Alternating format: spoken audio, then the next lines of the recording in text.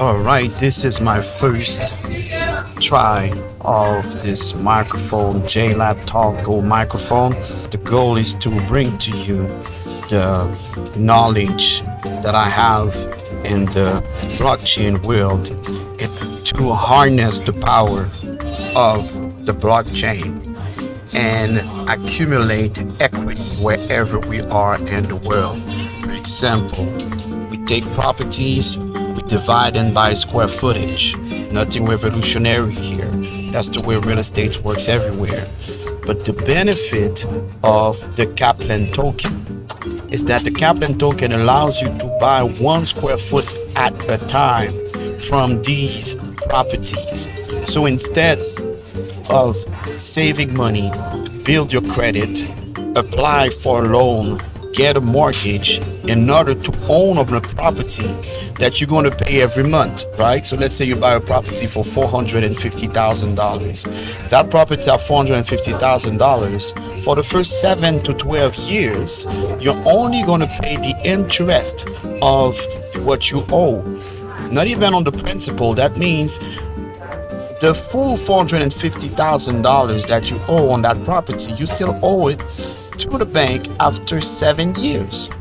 So it's a trap because they know that on average people move from one property to another one on average between 5 to 9 years. So since they know that people, because let's say you just could afford a 1 bedroom or let's say a 2 bedroom house, and you buy that 2 bedroom house for $450,000. Yes, in Miami, that's what you pay, mostly in Little Haiti. So you buy that 2 bedroom house, and then now you have 2 other kids. You need more room. So now you're going to sell this property so you can apply for another one with at least 3 or 4 bedroom house. So in the last 7 years, you have only paid on the interest of your loan for the property you have purchased. The only equity you will earn will be an equity that have been created by the market. And some people think that the market is giving you a gift. No. Price of properties doesn't necessarily increase in time. What decrease in time is the value of the dollar to buy these properties. So your built up equity in the property, first off, it doesn't come from you paying on the principal, and then after that, it doesn't come from the appreciation of the property itself. It comes from the depreciation of the dollar that you will use to buy that property. So some people will say what I'm saying is nonsense, but all the expert in the $1 billion investment of properties will tell you don't buy properties, right? Unless there's a positive cash flow.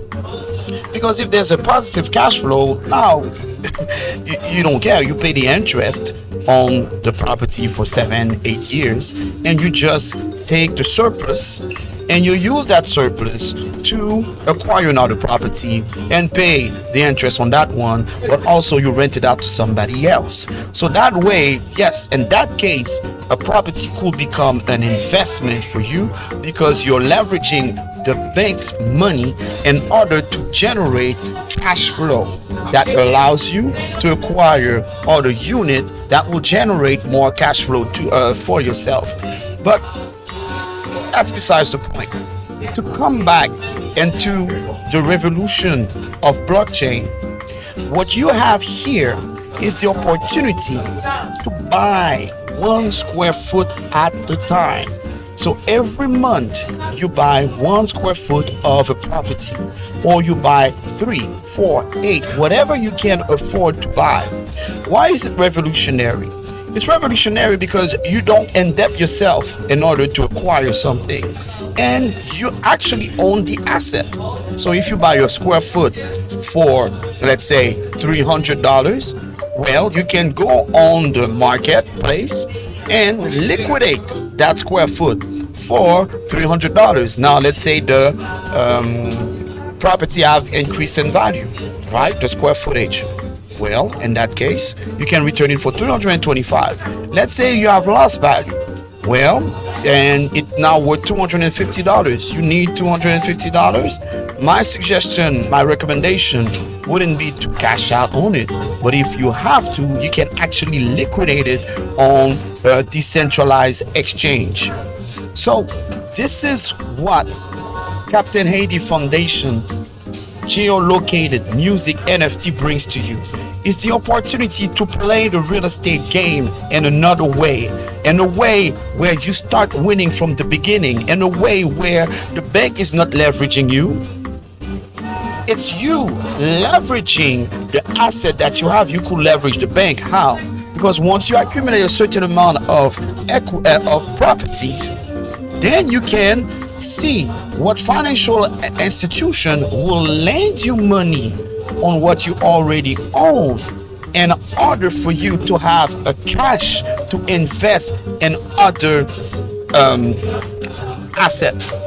So this is it for now. It was just a test of the mic, and I took the opportunity to share with you the basic principle of borrowing to own real estate instead of accumulating real estate monthly.